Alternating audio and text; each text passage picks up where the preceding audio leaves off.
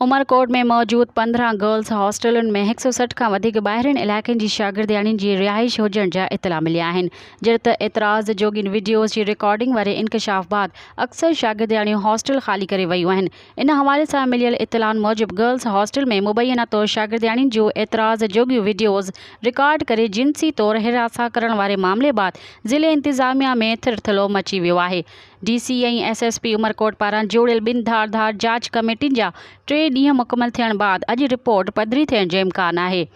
जहिड़े त पुलिस ऐं ज़िले इंतिज़ामिया पारां उमरकोट शहर में मौजूद 15 प्राइवेट गर्ल्स हॉस्टलुनि जा अंग अखर गॾु करण जो सिलसिलो शुरू कयो वियो आहे।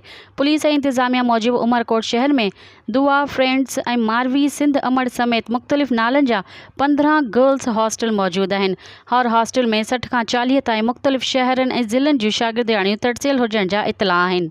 मज़ीद ख़बरनि ऐं तफ़सीलात लाइ विज़िट कयो असांजी वेबसाइट www.awamiNewsHD.com ऐं ॾिसंदा रहो अवामी न्यूज़ HD।